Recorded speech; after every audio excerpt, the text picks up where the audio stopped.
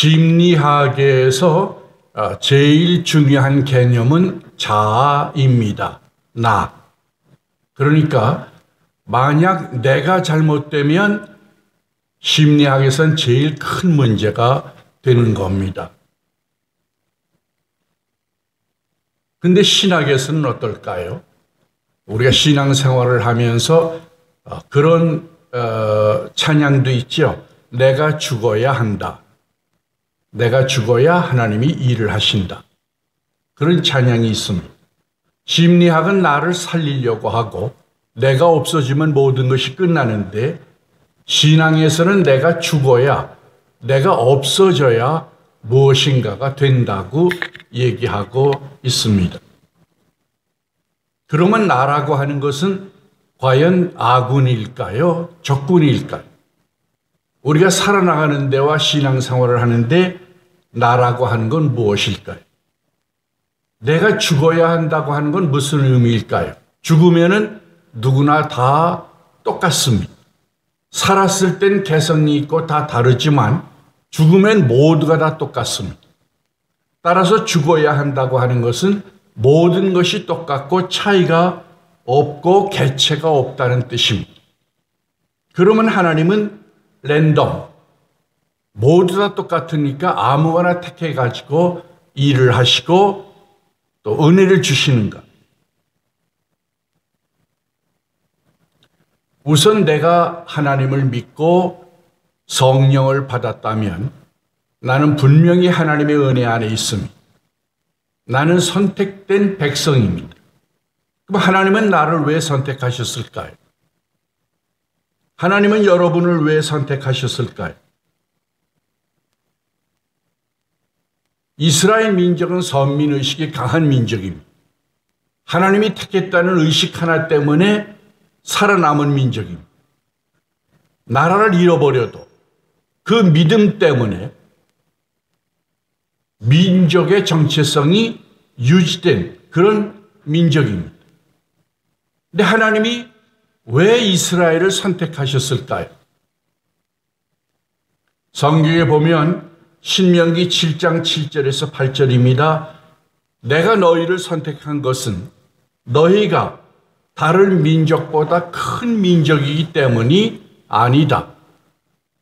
그리고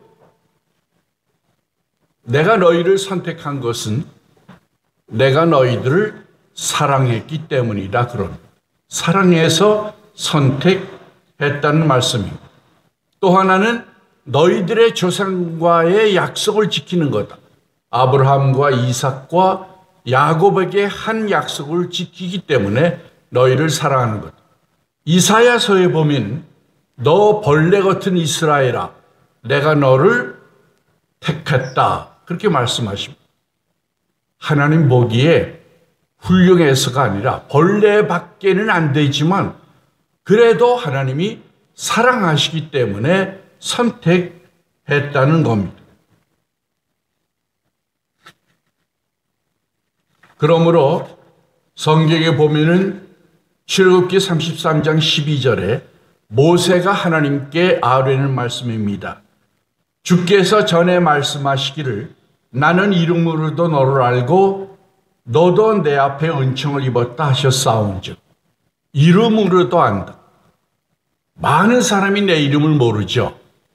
그러나 하나님은 정확하게 내 이름을 기억하십니다. 그 얘기는 하나님은 다 똑같이 랜덤으로 대하지 않으신다는 얘기입니다. 개별적으로 하나하나에게 대한다는 말씀입니다. 선택할 때도 그렇습니다. 하나님은 요나를 선택해서 선지자로 만드셔서 니느웨에게 회개의 복음을 전하게 하십니다. 요나가 그때 니느웨가 이 이스라엘을 괴롭혔거든요. 그런데 하나님이 니느웨로 가서 원수 나라에 가서 복음을 전하라고 하니까 싫었어요. 그게. 그래서 도망을 갑니다. 도망을 가다가 배가 잘못돼 가지고 바다에 빠져서 고래 배 속으로 큰 물고기 속으로 들어가죠. 그래서 거기서 그가 깨닫고 다시 하나님의 부름에 응합니다. 하나님의 부름이 2번이나 있었다는 얘기입니다. 한 번 거절하면 하나님에게 사람이 많으니까 돌들로도 아브라함의 자손이 되게 하는 하나님인데 그거 내쳐버리고 다른 사람 쓰면 되잖아요. 근데 하나님은 끝까지 기다려서 2번째 요나를 다시 보내십니다. 그 얘기는 하나님 앞에는 무명인이 없다는 얘기입니다. 이름표 없는 시체들만 있는 게 아니라 하나님 앞에는 모두가 다 이름이 있고 살아 있습니다.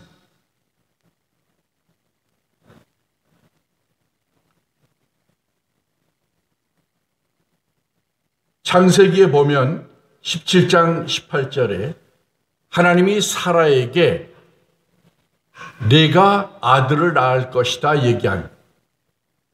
사라는 그때 나이가 아기를 생산할 수 없는 나이입니다. 아브라함이 웃습니다. 하나님 앞에서 엎드렸다가 웃으면서 아래기를 하나님 이스마엘이나 하나님 앞에서 복을 누리며 살기를 바랍니다. 그렇게 아뢰입니다.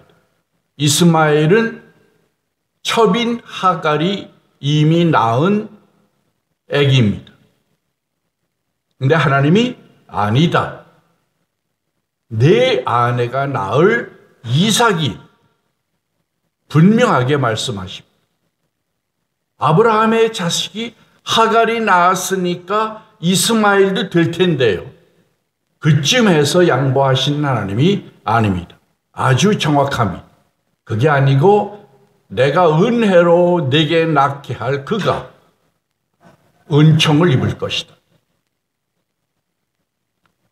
그 얘기는 우리가 하나님을 믿게 된 건 결코 우연도 아니고 어디 굴러가다가 하나님이 낙점을 찍어서 된 것도 아니란 얘기입니다.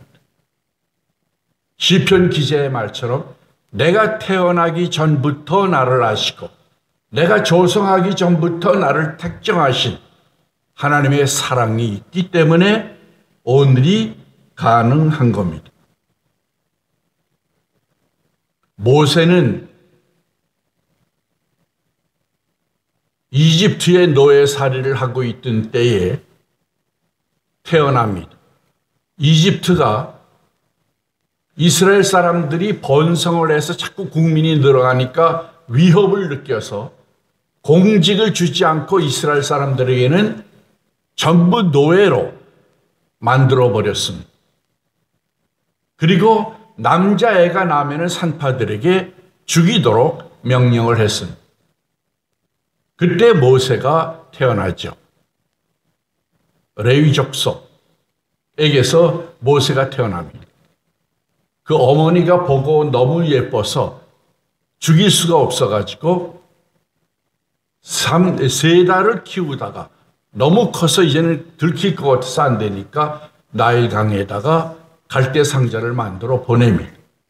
그것이 공주에게, 이집트 공주에게 눈에 띄어서 결국은 공주의 아들로 40년 동안 이스라엘의, 그때는 이집트의 최고니까 이집트가 그 모든 문물을 배우고 익힙니다.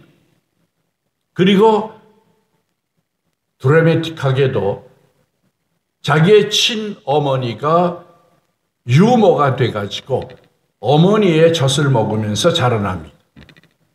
어머니가 많이 교육을 했겠죠. 너는 하나님의 백성 히브리인이야. 너는 반드시 민족을 잃어버리면 안 된다. 모세가 커가지고 이집트의 그 화려한 생활을 할 수 있는데도 그 민족을 생각하고 민족을 구하려고 노예들이 일하는, 자기 동족이 일하는 현장에 갑니다. 그러다가 억울하게 자기 동족이 취급받는 걸 보고 관리인인 이집트인을 쳐 죽입니다.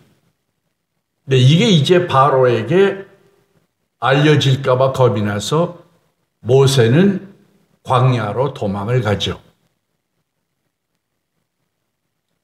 모든 문물을 다 갖췄고 민족에 대한 열정도 있고 이집트의 부귀영화보다 하나님의 백성과의 고뇌를 택한 지도자로서도 적정하잖아요. 근데 왜 하나님이 그때 안 부르셨을까? 모세는 도망가죠. 그래가지고 광야에서 아무것도 없는 데서 이드로라고 하는 제사장 밑에서 처가살이를 하면서 삽니다. 그게 40년이에요. 그리고 호렙산이라는 하나님의 산에서 떨기나무 가시에서 부르시는 하나님을 만나게 됩니다. 하나님이 모세에게 내가 가서 내 백성 이스라엘을 구해내라. 그때 모세는 어떤 심경이었을까요? 하나님, 내가 누구인데 갑니까?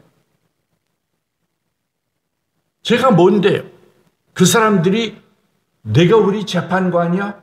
내가 우리 지도자야? 하고 밀쳐낸 저입니다. 저 못 가요. 그렇죠? 이제는 꿈도 사라지고 민족애도 다 접어놓고 그냥 목동일 뿐이에요. 왜 하나님은 선택했을까요? 모세를 하나님은 왜 선택했을까요?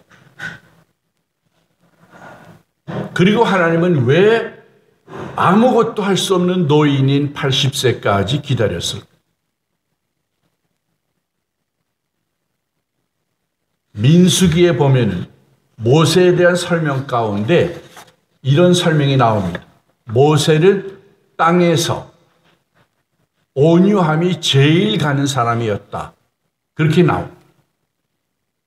40년 전에 문물을 다 익혔지만 혈기왕성했던 그때가 아니라 온유할 때 다 내려놓고 부드러운 사람이 되어서 모든 걸 참고 인내하고 용납할 수 있는 준비가 됐을 때 그때 하나님이 부르신 것.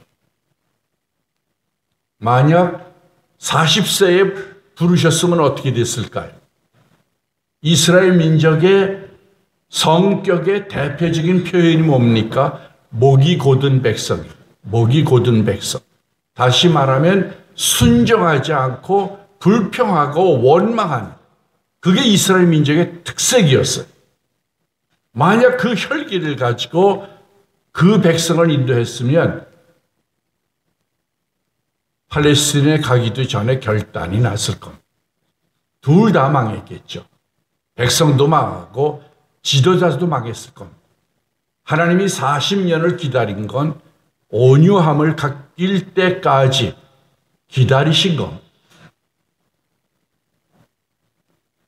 자아는 뭡니까? 자아는 우리가 살아가는 주체입니다. 왜 하나님은 우리를 나밖에 모르는 사람으로 만들었을까요? 우선 내가 살아야 되기 때문입니다. 그래서 나를 통해서 다른 사람을 구원하실 뜻이 있어서 나를 보존하시는 겁니다. 그러나 이 주체인 내가 극단으로 가면 이기주의가 되고 다른 사람과 협력이 불가능해지고 교만해서 자기 자리를 벗어나게 됩니다. 궤도 이탈이죠. 인간이 궤도를 이탈하면 신이 되어버리는 거잖아요. 그래서 하나님은 우리를 기다리시는 겁니다. 하늘나라에는 생명책이 있다고 그랬습니다. 그 얘기는 뭉뚱그려 구원 얻는 게 아니고 구원 얻은 자들이 개개인의 이름이 기록된다는 뜻입니다. 하나님은 우리를 개별적으로 기억하십니다. 우리는 하나님의 작품이 되기를 원하십니다. 하나님이 우리에게 자아를 주신 것은 자아의 완성을 기대하는 거고 그래서 참 내가 되기를 바라시는 겁니다. 내가 어떤 내가 되기를 원하시는지를 알아야 할 겁니다. 하나님은 개별적으로 인간들을 만나셨으며 만날 때에 이름을 바꿔주셨습니다. 아브라함을 아브라함이라고 바꿔줬습니다. 아비람이라고 하는 것은 큰 아비라는 뜻이에요. 존귀한 아버지란 뜻입니다.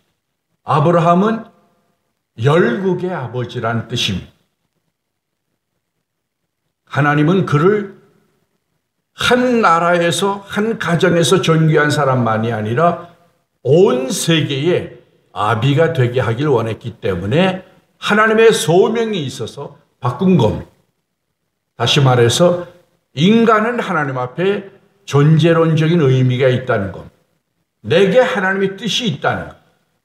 나를 창조하시고 나를 만나시고 나를 부르시는 뜻이 있다는 것. 사레라는 이름은 나의 공주란 뜻입니다. My princess. 그걸 하나님은 사라로 바꿉니다.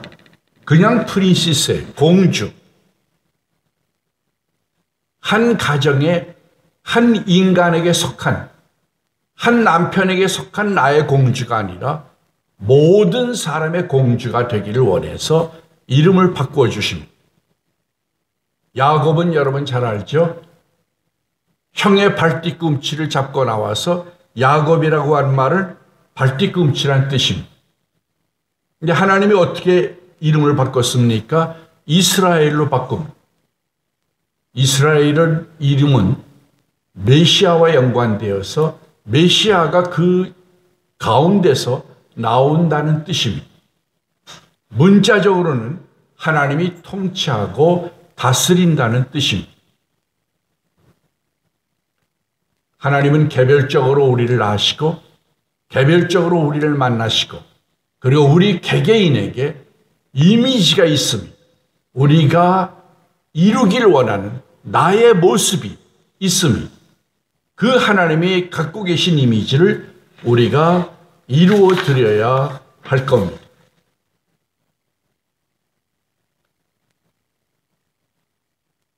마틴 부버라고 하는 신학자가 있습니다. 그 사람은 나와 너라는 사상으로 유명한 사람입니다. 사람은 관계적인 동물이죠. 아리스토텔레스는 사회적인 동물이라고 그랬는데요. 관계적인 동물이에요. 하나님이 아담을 창조하고 보기가 안 좋아서 하와를 만들어서 둘이 부부가 되게 하십니다. 무슨 얘기냐면 하나님은 솔로가 아니라 관계를 창조하셨다는 얘기예요. 나는 관계 속에서 내가 되어갑니다. 누구를 만나느냐에 따라서 내가 달라집니다. 만약 내가 못된 부모를 만났다 어렸을 때 그러면 나는 많이 망가질 가능성이 있습니다. 내가 좋은 멘토와 스승을 만났다 그러면 나는 아주 좋아질 가능성이 있습니다. 그게 인간의 삶입니다. 누구를 만나느냐가 나를 결정하고 그것이 내 운명입니다. 왜 부모님들이 자식에게 잘 대해주라고 합니까? 성격의 패턴이 5살에 결정된대요. 그러니까 어른이 돼가지고 뭘 가르쳐가지고는 이미 늦고 이미 어렸을 때 가정에서 그의 평생을 살 틀이 결정이 됩니다.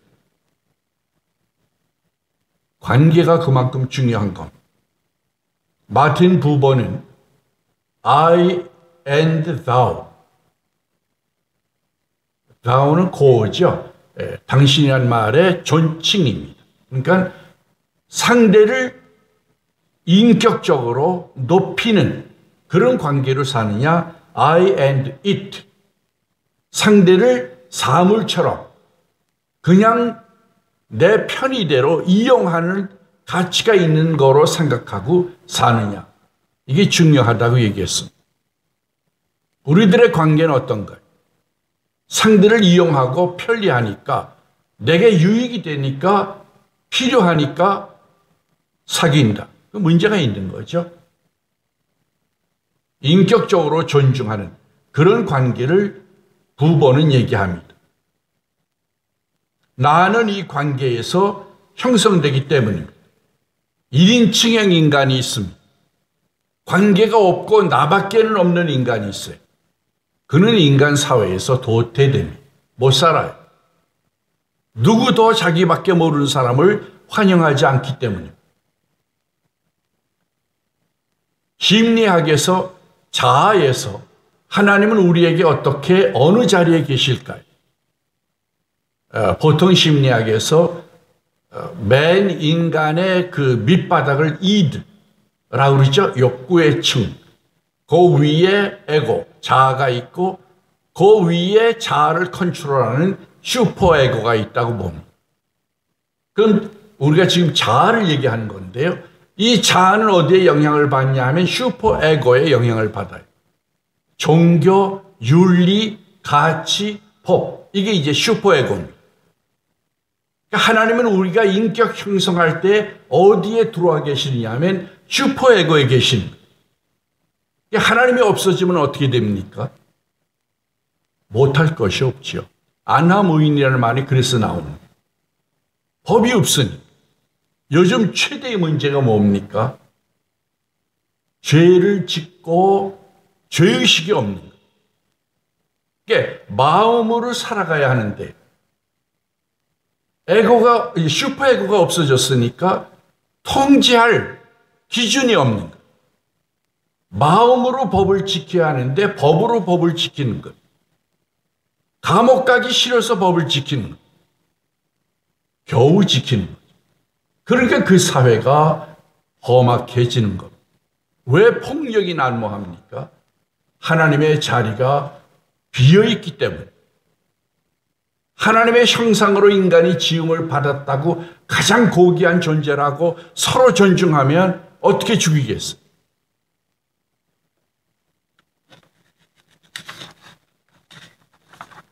하나님은 자아에 어떻게 역사하실까요? 하나님은 인간과 함께 일하기를 원하십니다. 모세는 구약에서 제일 큰 일을 한 사람이죠. 제일 유명한 인물이에요. 근데 모세가 한 일 중에 제일 큰 게 뭐예요? 10가지 재앙이죠. 근데 모세가 뭘 했습니까? 아무것도 한 게 없어요. 하나님이 지팡이 가져가서 이렇게 해라 하면 그대로 한 거예요. 그거밖에 없어요. 다른 용어로 표현하면 순종이에요. 순종밖에 없는 거예요. 우리가 하나님을 만나서 하나님의 쓰임 받기를 원한다면 바울은 내가 매일 죽는다고 그랬어요. 매일 죽는다. 왜 죽을까요? 살기 위해서 죽는 거예요. 살기 위해서. 내가 하나님의 일이니까 하나님의 뜻이 이루어져 있죠. 그런데 내가 내 뜻이 이루어지려고 하나님의 일을 하면 그건 아무것도 아니고 엉망진창이 되는 거예요. 모세의 훌륭했던 점은 하나님의 일을 하나님의 일로 한 거예요. 그리고 현상으로 얘기할 땐 그것이 순종이 되고, 순종이라는 말 속에는 나를 보류했다는 뜻이에요.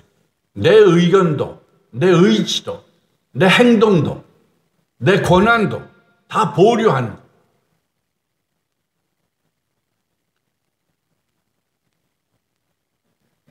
그러면 하나님이 모세 아니고 다른 사람이어도 되지 않을까? 근데 왜 모세였을까요? 아까 말씀드린 대로 모세는 온유했기 때문이고요. 또 하나는 모세에게 자아가 있었을까요? 없었을까요? 순종만 하니까 자아가 없이 완전히 죽었을까요?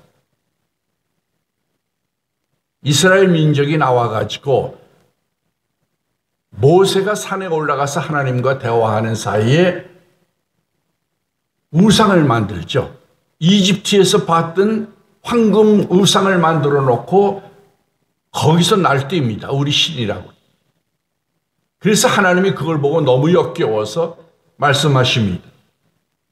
출애굽기 32장 10절입니다. 그들을 진멸하고 너를 큰 나라가 되게 하겠다. 만약 여러분이 모세라면 어떨까요? 이스라엘 민족을 인도하기가 너무 힘들었는데 하나님이 야, 너 참 고생했다.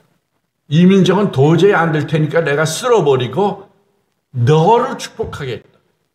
너로 민족을 이루게 새로 축복하겠다. 그럼 우리 같으면 위로잖아요. 그게 얼마나 좋아요. 근데 모세가 그때 뭐를 합니까? 유명한 중보 기도를 합니다. 하나님께, 하나님, 만약 이 민족을 여기서 멸하시면 이방인들이, 외국인들이 뭐라고 할 겁니까? 하나님이 저들을 죽이려고 끌고 나갔다고 할 거 아닙니까? 또 아브라함과 야곱, 이삭에게 하신 약속을 어떻게 합니까? 그 두 가지로 하나님에게 중보 기도를 합니다. 그때의 출애굽기 32장 14절, 여호와께서 뜻을 돌이키사 말씀하신 화를 그 백성에게 내리지 아니하시니. 모세는 순종했지만, 순종의 종이지만 순종만 한 게 아니고 자기 자아 속에서 자기 의견을 하나님께 아뢰는 사람이에요. 그게 모세를 쓰신 이유예요. 그걸 할 수 있는 사람이었기 때문에, 이 두 가지를 할 수 있는 사람이었기 때문에 모세를 쓰신 겁니다. 그럼 역사에는 누구 이름으로 납니까? 하나님이 일을 했으니 의당 하나님의 일로 나와야 할 텐데요. 역사에는 누가 출애굽시킨 걸로 나와요? 모세잖아요. 하나님은 사람을 통해서 일을 하십니다. 반드시. 그러나 영광은 사람에게 주십니다. 거기에 우리의 참 자아가 있습니다. 우리는 하나님께 나를 맡길 때에 비로소 참 나를 찾게 됩니다. 도망갈 때가 아니고. 저는 신앙생활에서 제일 힘들었던 게 자아 문제였어요. 하나님과의 관계 문제. 그리고 제일 힘들었던 게 내 주여 뜻대로 행하시옵소서 찬송이었어요. 여러분 그거 쉬워요? 잘 나와요? 그 찬송 잘 나옵니까? 그거는 하나님이 어디로 끌고 가든 무엇을 하라고 하든 순종하겠다는 쉬운 일이 아니에요.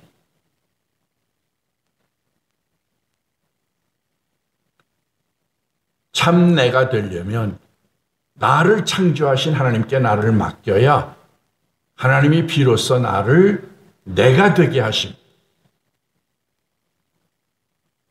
우리는 내 속에 두 나가 있습니다. 모든 인간은 타락 이후에 본래적인 나와 죄악의 나와 두 가지가 있습니다. 그렇기 때문에 바울은 내가 아니요. 내가 죄를 지을 땐 이건 내가 아니다. 내 속에 거하는 죄다 그랬어요. 그러니까 바울의 참 나는 뭐예요? 하나님을 향한 나, 하나님을 닮은 나, 하나님의 백성, 하나님의 자녀인 나예요. 그게 나예요. 그러니까 그걸 내가 찾아야 하거든요. 인간은 모두 두 가지가 있으니까 그러려면 어떻게 합니까? 하나님의 도움이 필요합니다. 수련 가지고 되는 일이 아니에요. 세상에서 제시하는 최고의 법은 수련이죠. 수련 가지고 되는 게 아니에요. 하나님이 하시는 방법은 구원이에요. 구원. 진보적으로 발전할 수 있는 게 아니고요.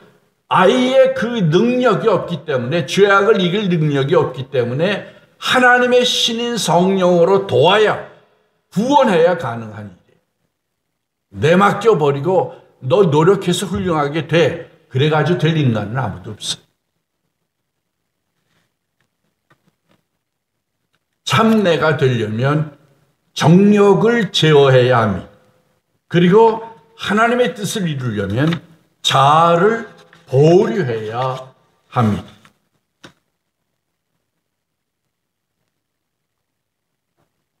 하나님은 요나를 부르셨죠.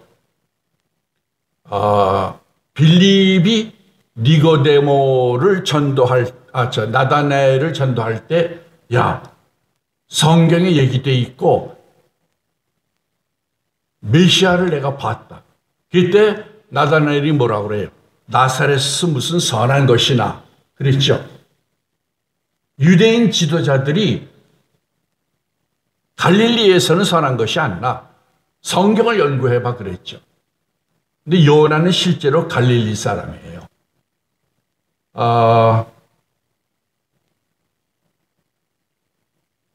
열왕기하 14장 25절을 보면 가드 헤벨이라는 지역 이름이 나오는데요. 그 구약의 가드 헤벨이 신약의 갈릴리 지역입니다. 어쨌든 하나님은 요나여야 하기 때문에 니누에 사람들에게 요나를 부르신 거예요. 오늘도 어느 일에는 이 사람이어야 한다가 하나님에겐 있는 거예요. 그걸 우리가 찾아야 합니다. 기드온을 여러분 잘 알죠? 기드온 시대에는 미디안이 자꾸 이 이스라엘 나라를 괴롭혔어요, 와서. 그래서 기드온이 타작을 하는데, 추수 타작을 하는데 미디안 사람들에게 들킬까봐 집에서 몰래 타작을 하고 있었어요. 근데 천사가 와서 뭐라고 그러냐면 용사여 그럽니다. 기드온이 용사가 아니에요. 겁쟁이에요. 지금 들킬까봐 몰래 타작을 하고 있는데 용사여. 그 말은 뭐예요? 하나님이 너를 용사로 만드실 것이다. 그거예요. 하나님의 자아는 용사예요. 용사. 겁쟁이가 아니에요. 하나님이 여러분을 향한 자아가 뭔지를 찾으라. 그 말씀입니다. 기드온이 싸움을 할 때에 횃불을 왼손에 들고 오른손에 나팔을 들고 백성들이 이렇게 외칩니다. 여호와를 위하라. 기드온을 위하라. 기드온은 왜 들어갔을까요? 하나님의 전쟁인데 기드온이 왜 들어가요? 하나님의 일인데 기드온이 왜 들어가요? 그게 하나님이 우리의 자아를 만드시는 방법이고 우리에게 영예를 주시는 것. 하나님의 영광 속에 함께 있으면 우리도 빛나는 거예요. 예수님이 예루살렘 성에 입성할 때 나귀를 타고 가시죠. 백성들이 큰 소리를 지르면서 호산나 호산나 합니다. 나귀도 기분이 좋았을 거 아니에요. 나귀는 자기 때문은 아니지만 자기 등에 태운 예수님 때문에 영예를 함께 나누는 겁니다. 우리가 퇴폐하고 쾌쾌 냄새나는 인생을 살 수도 있고 하나님의 영광의 후광을 받으면서도 살 수 있습니다. 그건 내 자아가 하나님이 갖고 계신 부르심으로 가느냐, 거기에 관건이 있는 것. 바울을 왜 택하셨을까요? 바울이 한 일이 뭡니까? 유럽에 있는 디아스포라 유대인들 그리고 외국인들, 이방인들에게 복음을 전한 것. 유대교를 모르면 그들에게 접촉점이 없어요. 바울처럼 율법을 아는 사람이라야 유대인의 회당에서 저들에게 설교를 할 수 있는 것.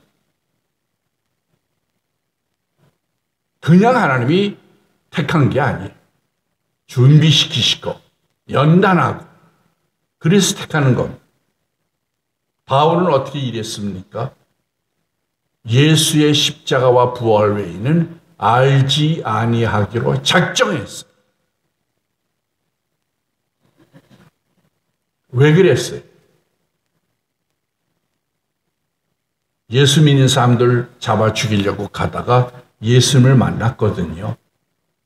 그 사건이 그의 인생에서 알파와 오메가가 된 거예요. 해답이 된 거예요. 인생을 찾은 거예요. 자아를 찾은 거예요. 이거다. 그러니까 빗나갈 수도 없고 뒷걸음질 칠 수도 없는 거예요. 나는 왜 남아 있어야 합니까? 나는 생전의 주체인. 내가 살지 않으면 내 가족이 죽습니다. 그렇잖아요? 그러니까 내가 살아야 하는 거예요. 또 나는 사명의 주체인. 내가 다 없어지고 내게 준 개성도 장점도 훈련도 다 없어지면 사명도 못 이루는 거예요. 그리고 하나님의 사랑에 나를 바치기 위하여 내가 존재합니다. 찬양에 I surrender all 그런 말이 있어요. 하나님, 내가 모든 걸 당신 앞에서 내려놓고 바치고 포기합니다. 아무것도 없으면 할 것도 없잖아요. 준비된 사람만이 할 수 있는 고백에 그때 하나님이 글을 쓰십니다.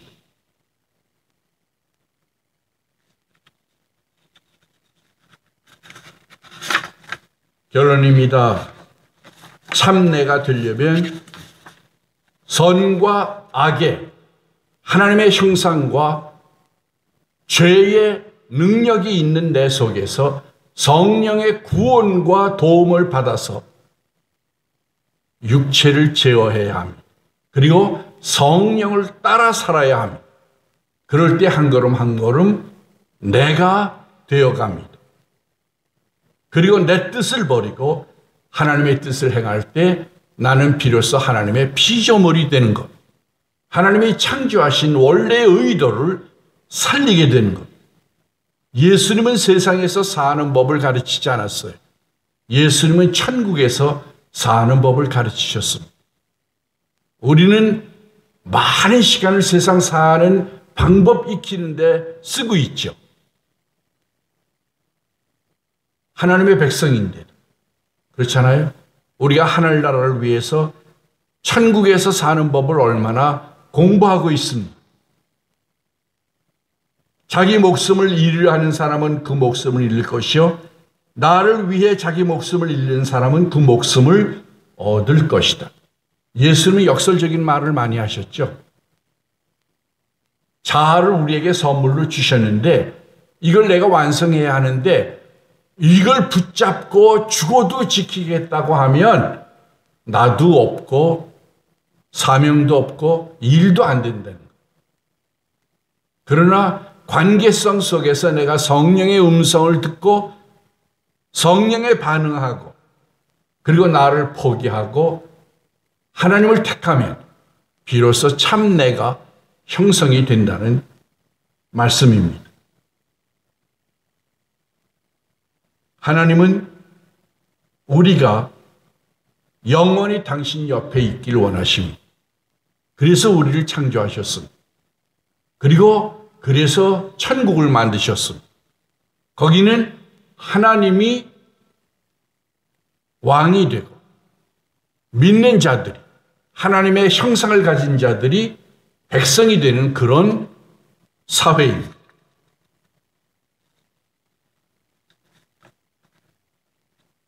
결론입니다. 내가 되려면 성령의 구원과 도움이 필요한데 한마디로 그건 뭡니까? 은혜입니다. 은혜.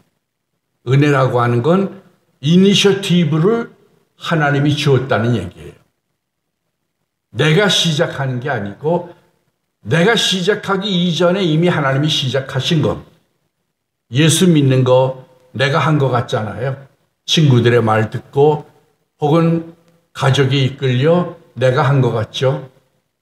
그 가족 속에 나를 넣으신 것도 그 친구를 만나게 하신 것도 하나님입니다. 우리의 인생의 이니셔티브, 알파, 그리고 마지막 참나를 만드는 것도 하나님이십니다. 우리는 내가 돼야 할 과제를 안고 태어납니다. 그러므로 하나님 안에서 내가 되는 귀한 일이 있어지길 바랍니다. 시를 읽는 걸 빼버렸는데 거꾸로 이제 시를 잠깐 보겠습니다. 어느 병실에 걸린 시예요. 작자 미상입니다. 주님, 때때로 병들게 하심에 감사합니다. 인간의 약함을 깨닫게 해주시기 때문입니다. 가끔 고독의 수렁에 내던져 주심에도 감사합니다. 그것은 주님과 가까워지는 기회입니다. 일이 계획대로 안 되게 틀어주심에도 감사합니다. 그래서 저의 교만을 반성할 수 있습니다. 아들, 딸이 걱정거리가 되고 부모와 동기가 짐으로 느껴질 때도 있게 하심에 감사합니다. 그래서 인간된 보람을 깨닫기 때문입니다. 먹고 사는데 힘겹게 하심에 감사합니다.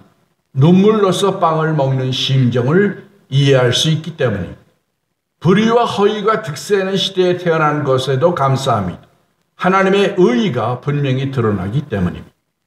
땀과 고생의 잔을 맛보게 하심에 감사합니다. 그래서 주님의 사랑을 깨닫기 때문입니다. 주님 감사할 수 있는 마음을 주심에 감사합니다. 여기 다 좋지 않은 것들인데 감사하죠. 인간에겐 좋은 일만이 아니라 좋지 못한 일도 일어납니다. 인간 자체가 선악이 함께 있는 불완전한 존재이고 세상은 하나님과 사탄이 공존하기 때문에 고난은 필요하게 있을 수밖에 없는 것. 그런데 로마서 8장 28절 하나님이 사랑하는 자 곧 그 뜻대로 부르심을 입은 자들에게는 모든 것이 합력하여 선을 이룬다. 여기 합력하여 선을 이룬다는 영어는요. He works. 하나님께서 일하신다는 건데 원어에는 시너지로 되어 있어요. 그러니까 하나님이 우리가 이렇게 가든 저렇게 가든 하나님의 백성은 딱 지켜가지고 시너지 효과를 내셔서 모든 게 선이 되도록 바꾸신다 그 얘기입니다. 하나님의 안에 들어간 이후에는 우연이 없습니다. 그리고 엄밀한 의미에서 실패도 없습니다. 기도하겠습니다. 사랑의 아버지 하나님 감사합니다. 저희들을 창조하시기 전부터 가지셨던 그 아름다운 이미지를 저희들이 성령의 도움을 받아서 이룩하며 하나님의 협력자로 하나님이 쓰시는 종들로 세워 주시옵소서. 예수님의 이름으로 감사하고 기도합니다. 아멘.